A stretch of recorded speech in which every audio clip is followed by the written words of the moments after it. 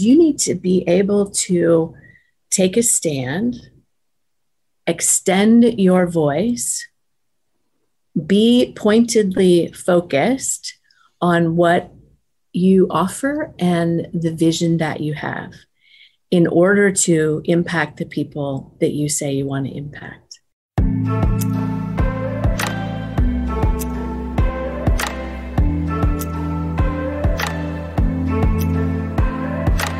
Welcome to Rise Leaders Radio. I'm your host, Leanne Mallory. As a leadership coach, I work inside organizations and I focus on helping leaders achieve their whole person potential and meaningfully contribute to their organization's mission. With this podcast, I share leadership best practices, developmental approaches, and stories of exemplary leaders. Hello, friends, and welcome to Rise Leaders Radio. My guest today is Dr. Chris Johnson, and we're going to be talking about how to, quote, speak your value. This episode is an intentional follow-up to episode 21, where we focused on owning your value. So speaking your value is a key element of owning your value. There's a dynamic that can happen where we lose sight of the tangible value that we bring to our work. And really, this can happen anywhere in life. And when it does, we'll tend to show up smaller, which leads to being underappreciated and overlooked, and ultimately, it leads to less fulfillment in life. When we don't have the confidence about the value we bring, it's hard to advocate for ourselves. This means that we may not speak up in meetings to share important ideas or opinions. We may not pursue jobs with greater responsibility and impact, and negotiating for higher wages is nearly impossible. We see this quite a bit with women, especially women of color, but it's not a female-only dynamic. Chris and I have both worked with plenty of men who have found their confidence shaken in organizational settings as well. I was originally inspired by my conversation with Trudy Bourgeois in episode 19. In fact, I was so inspired that I created a guide on how to own your value. And I walk through that guide in episode 21. Of course, I'll link to both the guide and the episode in the show notes. Today, Chris and I are going to talk about a key element in owning your value, which is speaking your value. Chris has deep personal experience in working with her own power and learning how to show up with a clear, powerful voice. And one more thing, toward the end of the episode, let's say the last 10 or 12 minutes, Chris actually leads us through a standing practice for how to feel our power and our value. Let's go ahead and join mine and Chris's conversation now. I hope you enjoy it. Greetings, everyone. My friend, Dr. Chris Johnson, is back with me today to discuss a really, really important topic. Chris has a very compelling, very personal story to tell about learning to take or to be a stand for herself and to have this reflected in the way that she speaks. Chris, thank you so much for being here again today and for your willingness to share your experience. I'm really happy to be here, Leanne. Thank you so much. Certainly. Before we jump in, I wanted to make sure that you share some context. I want you to say, who you are and what you're up to in the world. And I think that helps to shape the listening for all of us. Cool. Well, so I'm Dr. Chris Johnson, and I'm delighted to be here today on this podcast for a few different reasons. One is I have a certain passion around the topic. So when Leanne brought it up, I was like, okay, this is great. And part of what you might want to know about me is that, and maybe this is true for you all as well, is that there are points in our lives when streams of who we have been come together at just the right point. So I'm a clinical psychologist by training, was a social worker before that.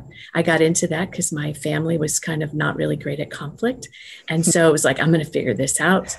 I really always have been a fan of the outdoors and nature and the environment. And what's happening for me today is that along with my clinical background, as well as my interest in how we language and how we our bodies show wisdom, those three areas have come together. Clinical, the focus on the environment, my early desire to be a linguist years ago, all of that is coming together in this current moment to support what I'm doing. And what I'm doing is really acting as an executive coach to a number of CEOs and other high-level leaders to tap their own voice and to step up and extend their wisdom and their leadership in the world. Beautiful. And I know you and I are also both really involved in the conscious capitalism movement.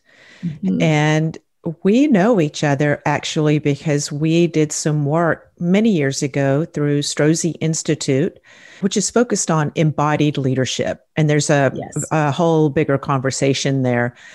Yes. It's got its roots in Aikido. Mm-hmm. Many of the practices that we did at SI were based on Aikido. And you happen to be a third degree black belt in Aikido, I understand. Is that true? That's true. And part of this story that I'll tell you comes full circle to, yes, I am a third degree black belt. Nobody would have dreamed it in my entire life that I would have taken up a martial art. And in fact, it's been a primary force in the work that I do and how I'm able to show up in the world. Mm-hmm. So between my 20 years of teaching mindfulness meditation, the clinical background, and the deep dive into the practice of Aikido, I'm right where I need to be. And again, taking a stand and embodying your value. I'm really excited about the topic. I think it's essential because I think we need a new kind of leader, a new way of being a leader in terms of creating the future. I agree. That's a beautiful way to say that.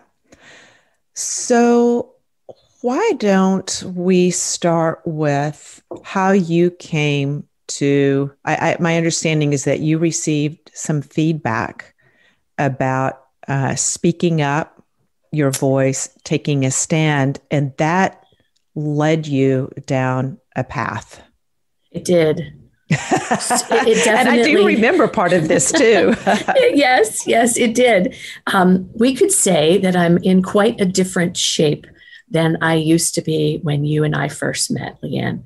So in my life, those streams were all important to me, the ones I mentioned earlier.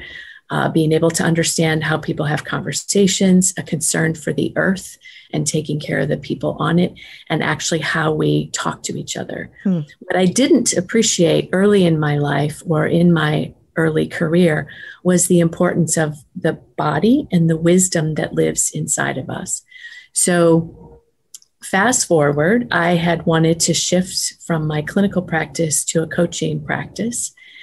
And because so much of my clinical work had been trauma related, which is needed and necessary, and the idea of post-traumatic growth, which is recovering from trauma, and how so many of the business people I would see in my clinical office, they were leading, but their early trauma was affecting their leadership. Mm-hmm. So that's part of what piqued my interest in working with folks in business more. So there was that. And around about the time I wanted to make that shift, I had gone through a divorce that was very painful. And I ended up deciding to sign up for a coaching certification, which I did at New Ventures West, which was very useful because the emphasis there included a whole emphasis on working through the body. So there was that. And in the year-long program, we got to work with coaches ourselves and receive some feedback about how we were doing. And it was in that context that the business coach that was assigned to me, she's a great teacher herself, a Zen teacher, she sat down with me to create a developmental plan. So we had taken some assessments and that sort of thing. And she looked at me straight across the table. She didn't point her finger, but she might as well have. And she said, Chris, you're really smart. You've got a lot to offer. You'll be great. But until you develop some fierceness in you, you are not going to be able to fulfill on what's most important to you. And by that time, what's most important to me was really supporting and developing leaders to be their very best. And it really stung. I didn't like hearing it, but I couldn't disagree with her at all. She just said, you're too nice. And as a result, Chris, what I'd really like you to do is to go home and take up a martial art, at least go to some classes. And by the way, I have an idea based on your values of which martial art would be the most effective for you. Not karate or judo, none of that. What would be most effective for you? Not even Tai Chi, which is kind of slow movement, because I kind of move a little at a clip, right? She's like, I think you need to take up Aikido. It's the highest martial art, as in it's the art of peace. And because you care about compassion, inclusivity, making sure everyone's voice is in the mix, if you really want to do that, you need to have a body in the shape that can do that. And I wasn't entirely sure what she meant. What does that mean, to have a body that's in the shape that can do those things? Yeah, well, that's kind of what I was yet to discern, right? And she answered it a little. She said, you need to be able to take a stand, extend your voice, be pointedly focused on what you offer and the vision that you have in order to impact the people that you say you want to impact. And again, I still wasn't quite sure. I was later to learn through additional study at Strozzi Institute. Because I was later to learn at Strozzi Institute and also on the Aikido mat exactly what that meant. So if we go back just for a moment, I did come home. I found an Aikido instructor who is female. She's a tiny little thing, about 5'2". So if you remember when Harry met Sally and the waitress said, I'll have what she's having, that is the kind of impact that watching my sensei on the mat had. Small woman throwing, like as if effortlessly, these very large men across the mat. And I was fairly quickly mesmerized by the entire process. And so I do want to sure. stop right here, because what you're saying is important around presence. Yes. And so just by watching her, and I will back up, my suspicion is, and I feel this way with people who have a strong presence, it's not because she was throwing large men around on the mat. My guess is that she probably embodied this large presence even when she wasn't on the mat. Oh, and that's definitely true. Yeah. And we say, I don't know what you're doing, but I want to do that. I want to show up that way with that kind of command. Richard Strozzi Heckler would say comportment, being able to comport ourselves in a certain way that it garners attention, and it's very compelling and attractive, not in a way that's lustful or anything, but it's attractive in the sense of that people want to follow you. Like I don't know what that person's up to, but I want to be with them. Yes. And what probably put a finer point on that is that our sensei was female and only 5'2".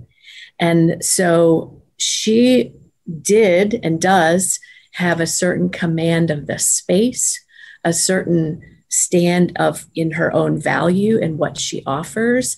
And the fact that large men were rushing at her and she could simply turn and they would fall said something about her command of the space and the energy that it took to move and coordinate with other people. And Aikido, for those who may not have ever watched it, if you were to pull up a YouTube on Aikido, it looks effortless, like a dance, and almost like it's not real, but in fact, it's quite real.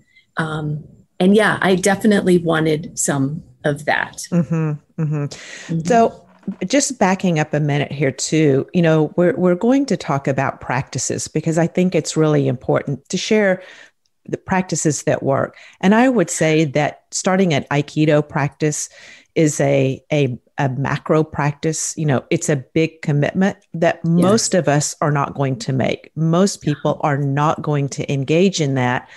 But I do think that there are some practices that we can engage in on a micro level, on a daily level that really help. And before we go into those, I also want to call out that you started with what was important to you. Yes. So whether it's, we could say our stand is what we're committed to. Some people might call it a vision. We might even say it's a mission, like what we think that we're on this earth to do. Mm-hmm. And that if we're not able to take action and move that forward, then, we quote, die with that light in us without fulfilling on that. Mm-hmm. So knowing your stand is the first thing, and like continually being clear about that. So what's important to me? Why am I doing this? Mm-hmm. And then what after that? So you engaged, would you say after you clarified your stand, did you engage in those practices? So you found Aikido.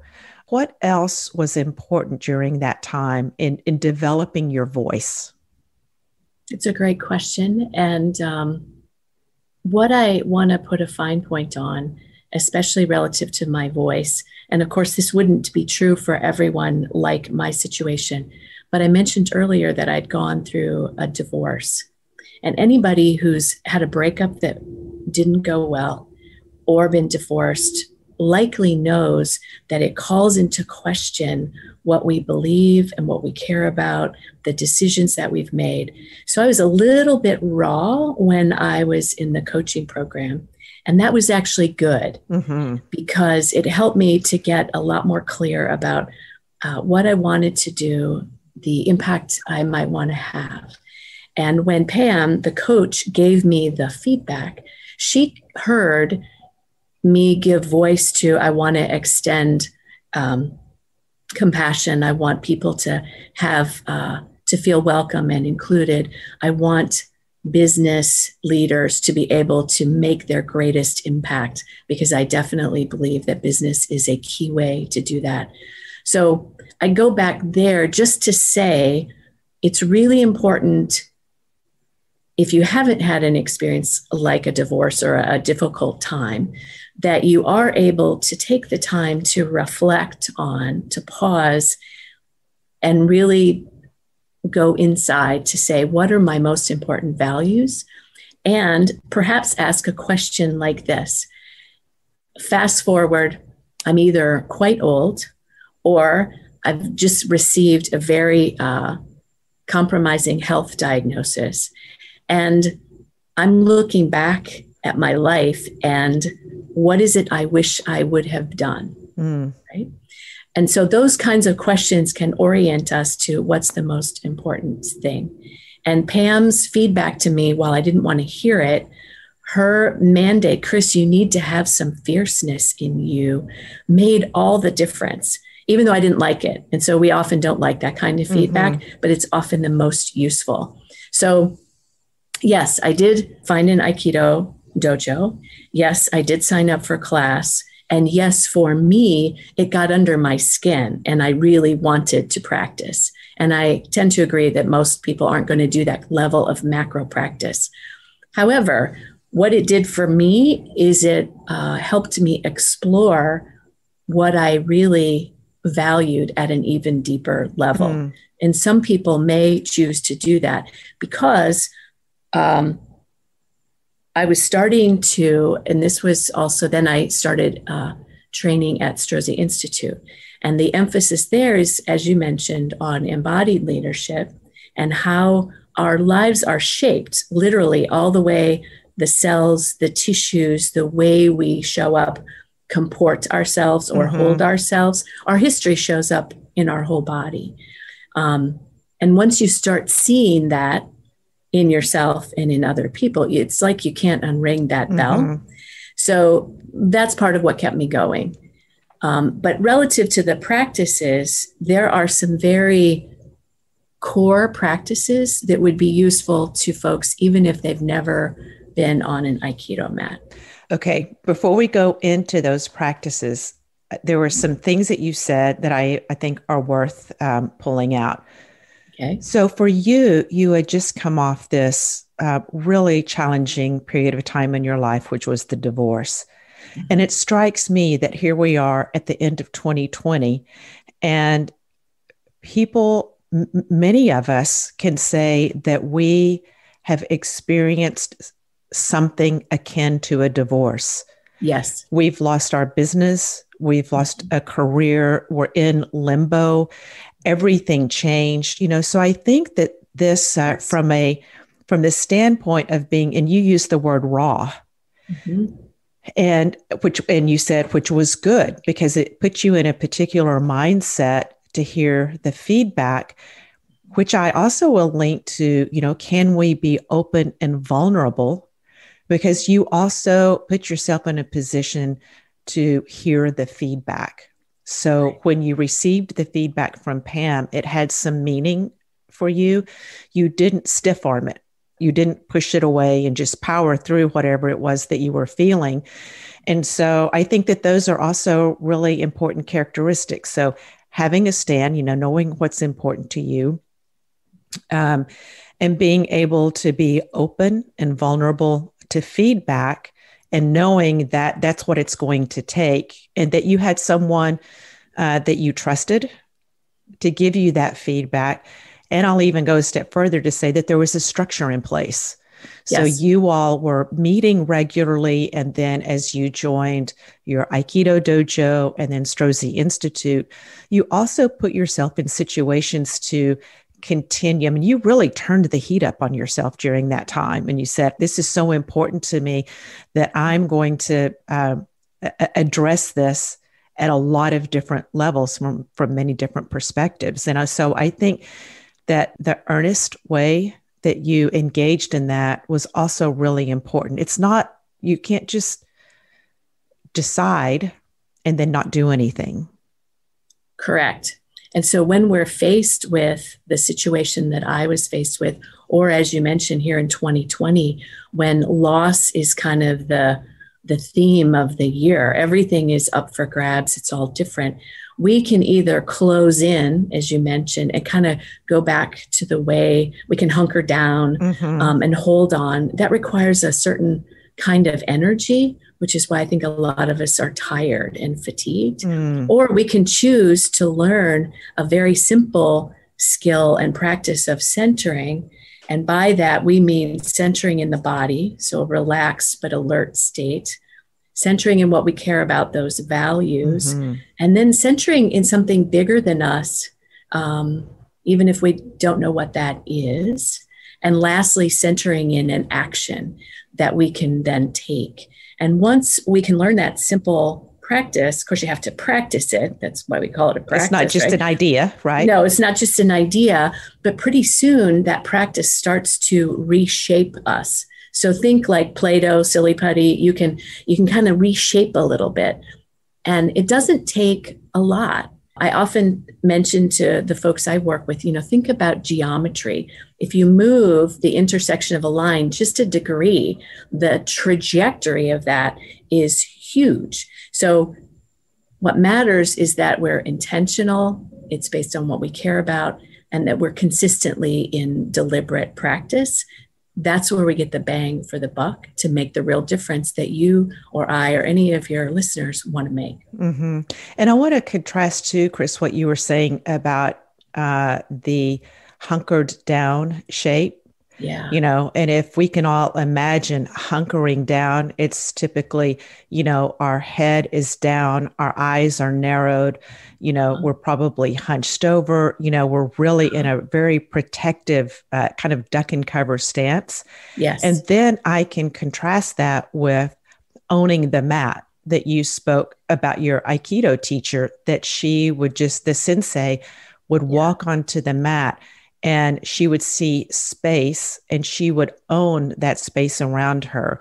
And that shape is very different and it is centered. We think about that 6 o'clock line.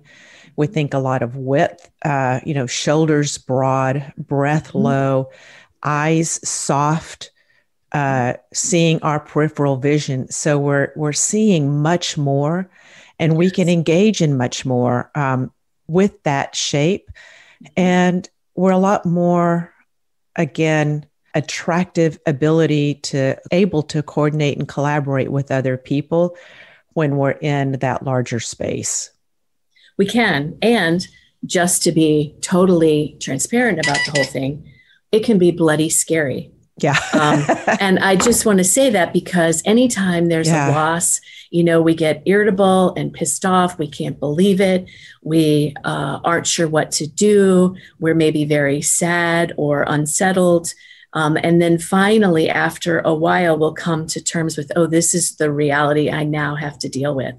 That upsets our nervous system. That's how we're designed to have that. And then we're also given the God-given ability to think clearly and create new opportunities and outcomes once we're settled in an aligned sort of way. So, when I started to practice Aikido, I'll just say a little bit about this. One of the things that they do is we don't have competitions like they have in karate and other martial arts. We have demonstrations. And the demonstrations allow us to show what we've learned in the past. But part of the demonstration is that you go out onto the mat. And when you're practicing with folks, maybe there's somebody at your same level and you go out together. But very often, in my experience, I was the only one on the mat and there were, a bunch of people in the room. So to be able to stand and have all eyes on you and know that this is the space you're going to operate in, we have to be able to tolerate that kind of scrutiny. Some of us are more adept at that than others. It took me a while to get used to that. I feel my body going into, even as you say that, I remember stepping onto the mat at Strozzi Institute, being the only one in the center. And my body just going into fight, flight, freeze. It seems like it was a combination of all of those. And as you were speaking, that got activated in me again. So you're feeling it. Yeah, I am feeling it. And I appreciate the word tolerate. Sometimes that has a negative connotation, but I think our ability to tolerate that discomfort and stand there anyway and learn to settle ourselves is super, super important. And bringing it back to the owning our value and speaking our value, it's basically the same thing that happens when we're in a meeting and we have something to say, but we don't, or we're in conflict and we decide to avoid it instead. Or we want to promote ourselves. We want to talk about our accomplishments and why we deserve a raise or why we should get this promotion. Our body, our nervous system just starts firing all of those things just like that. And so that ability to, whether it's a meditation practice or centering practice, but over and over again, practicing that because you can't get good at it unless you practice it. That's right. You can't get good at it unless you practice. I like to say it's tolerating the discomfort at the edges, because it's at the edges that literally our neurobiology gets rewired. So hanging out there in the discomfort, not forever, right? But for at least a little bit longer, every time we do it, we're growing new pathways that allow us to expand our capacity, which is really what we're speaking to here. So, and those practices are really important. Yes. So we've got a centering practice or a meditation practice. I want to share a practice that I did with a client of mine a Mm-hmm. few years ago, but there's been various versions of it. So I had a client, she wanted a position of an executive director of a nonprofit. And she had a really hard time talking about her accomplishments. In fact, it was so hard for her, she couldn't even think of her accomplishments.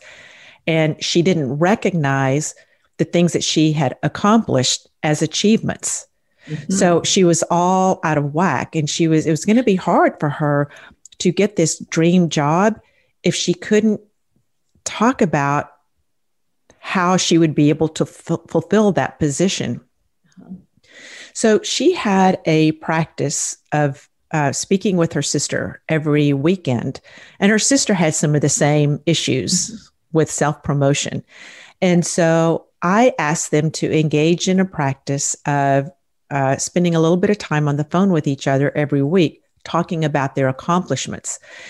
And what that served to do is build an ability to tolerate, as you were saying, the discomfort of talking about the value that she brought. The other thing that it did actually was that it kept her eyes open all week long. She knew that she was going to have to report out to her sister on Sunday her accomplishments. And so all week long, she was making a list of even the tiniest things. And so if we don't see the value that we bring, having some kind of practice that's a regular practice where we're speaking about it does both of those things. So I just wanted to, and it was really a positive experience for both she and her sister to do that together. And it was important that they trusted each other, all of those things. So there's some components of that are important, but that was a really positive practice. Yes. And you know, to have somebody to be accountable to that supports you in your accomplishments. I'm not convinced that it's only women. I think I've worked with men who sometimes struggle with self-promotion or owning their value.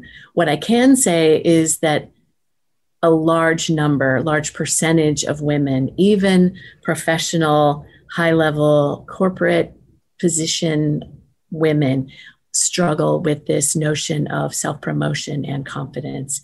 And it's tricky in our larger culture.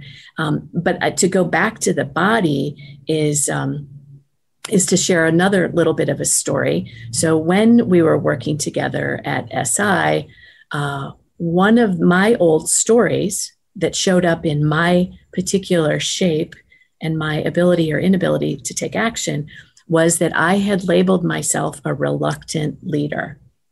That I was often, from the time I was in junior high school all the way through, I'd get pulled into take on leadership roles and yet never fully owned them. And that was because I didn't know if I knew enough. I didn't want to hurt anybody's feelings. I didn't want anybody else to feel bad if I happened to do something really well. And all of that was a story that I told myself. It was supported in the area and the time that I grew up, on the one hand, and then it took residence in my body. And so there was a way that I was very narrow and small. My energy was very contained, which is what Pam saw in my ability. So she's like, you have these great ideas, but you're never going to be able to bring them to life.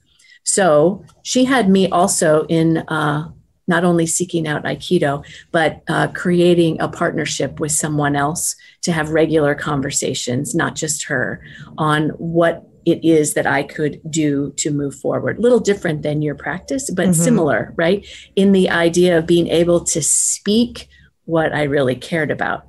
Now today, fast forward, nobody would say I don't have a voice or a seat at the table or any of that, but that took the intentionality, declaring that this is what I wanted and being able to own that this is what I want and to move toward it. And again, to have a different body, a different way of showing up.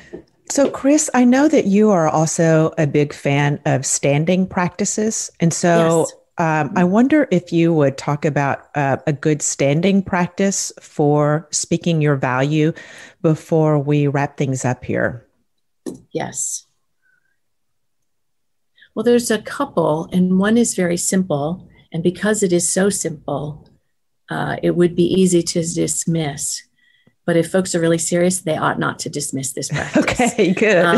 So actually, I'm going to stand up while I do this. Okay. I have one of those groovy standy desks, and I'm going to stand up. And what I would say is, and this is adapted from Strozzi with a little bit of the work of Wendy Palmer and my own Aikido practice at hand. And that would be to simply stand, feet shoulder width apart.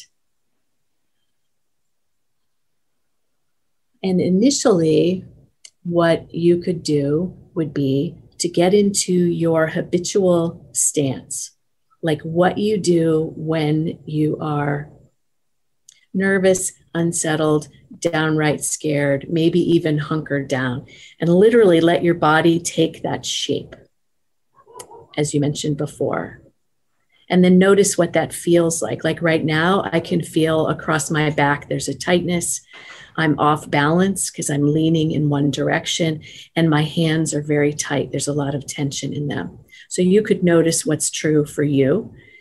And then with a breath and intention, simply bringing oneself to full height, putting attention on the out breath in the feet. So you're really feeling, oh yeah, there's ground under there.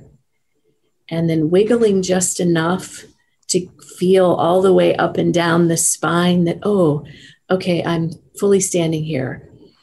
And my muscles are starting to relax along this dimension of length, which we associate with dignity. And then one more breath. And this time, notice if you can feel yourself from side to side. And then front to back. So you're wobbling on purpose, but what you're listening for and feeling for is that sweet spot right at the center where there's this balance.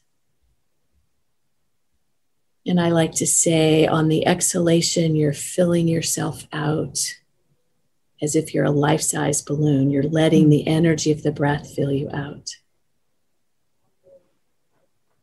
And then this next breath in, putting your attention in your back. Most of us don't go here, which is why we forget what we're good at or what we care about. But putting your attention like, oh, I have a backside and it's just fine as it is, ladies, just saying. And feeling the backside of the heart and the head. And if you're not sure you can feel it, this is where you bring in the faculty of imagination. Like if I could feel that back there. And then another breath and just move all of it through to the front side of your body. So you're feeling your face and heart space. And so the back is all the stuff that we bring to the table today, this moment. And the front side of us is the future that we're looking out to. And then right here, taking one last breath and releasing any kind of tightness or holding into the space all around us. Noticing what you're holding and choosing to let it go. And in this space, ask yourself the question and then listen to the answer. What do I care about?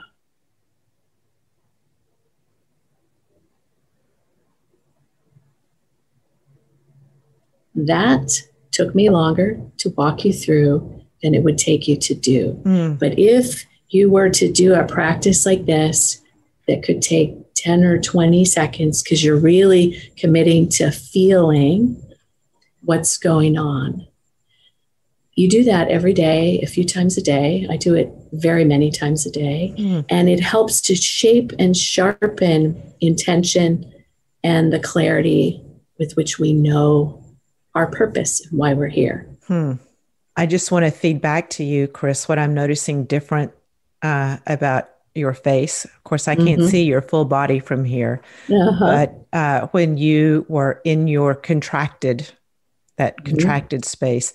What I've noticed mostly about your face was that you were, looking down. Your face wasn't contracted, but there was definitely maybe a sternness. It looked like you were thinking really hard. Mm-hmm. And then as you were moving through this exercise, I could see your face relax, your eyes relax, your mouth relax. Mm-hmm. And so we see these things, I think, in other people and in ourselves, and we don't recognize that that's what we're seeing. So it's really good to pay attention to. Our bodies resonate, whether Yes. we're aware of it or not. But we can become much more aware of our own way of being, our own shaping, and the shaping of the people that we're with. The thing that Absolutely. I would add when we're really talking about our declaration, Chris, is asking yourself what's important to me. Mm-hmm. And then we could do the same exercise that you've just done here and talk about our value. Here Yes. are my accomplishments. Here's the value I bring to the organization. Here's my opinion. Here's my idea. Here's a request that I want to make of you that I'm really scared about or frightened of. And so doing this practice and then pairing it with any of those things, I think also helps us get that feeling in our body so that Yes. when it comes time for it, it's like, oh, I know how this feels. I know what I need to do here. Yes. And I would just say one thing, and this goes to your client and her sister practicing. This goes to this practice here, is what you can do is in your office, move the chairs aside so there's a bit of a space that's open, or maybe you have a big space. You could do it outside these days.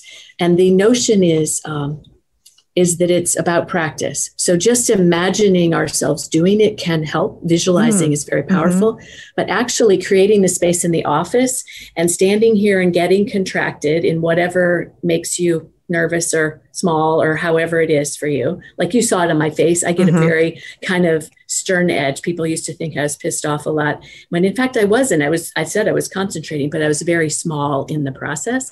And then taking a few steps in and recentering yourself.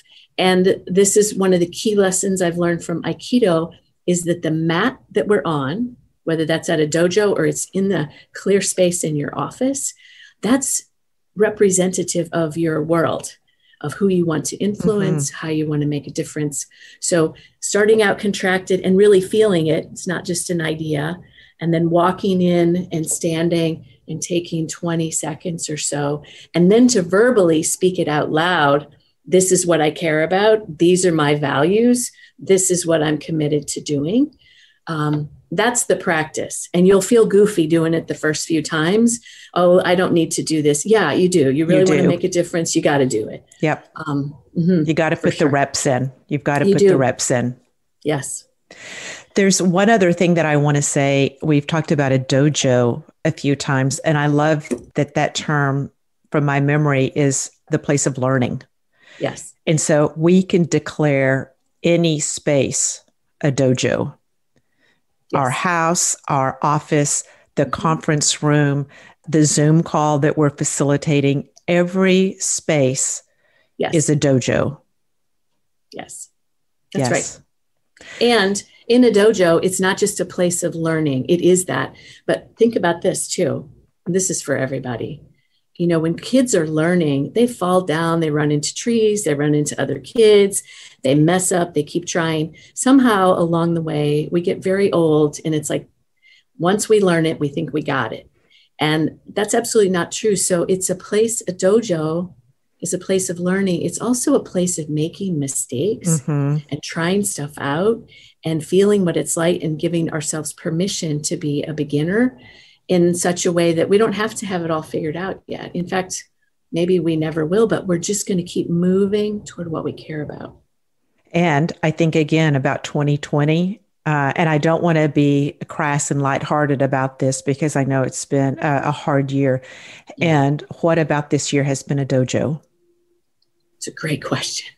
You know, what about 2020 how can I make it a dojo? How can I make this a place or a year of learning and taking it seriously? Yes. Chris, this has been delightful. I do not use that word lightly. It's a word that has a lot of meaning for me these days. I really appreciate you bringing your story and your years of practice to the call today and sharing that with all of us. We've talked around a lot of different concepts and things. I'll make sure to put everything in the show notes so people can link to that. Also to your website, you do a lot of courses. So I'll make sure that we're linking to that. And by the way, do you have anything coming up in December or January that you want to talk about? Well, thank you for asking. And I appreciate the opportunity to be here. I'm doing a workshop, a Zoom workshop in December. You could look at it online. It's about your one word, and it's a reorientation to addressing next year and how do we want to move into 2021. I just signed with a publisher, and I'll be getting a book out called The Leadership Pause here in 2021. I have a course that'll go live March 1st. Okay. And it's about embodied leadership. So love to have it. All right. I always have a word of the year. And so I think that could be really helpful. So yeah, word of the year is all about, it helps us orient. I know it does. It does. It is our own, it's a mini declaration, I think. It is. Yes, for sure. Chris, so Leanne, thank you. I just want to really say I appreciate this. And I hope that you have as great a week as I'm going to have. Okay, good. All right. Take care. Go change the world. Absolutely.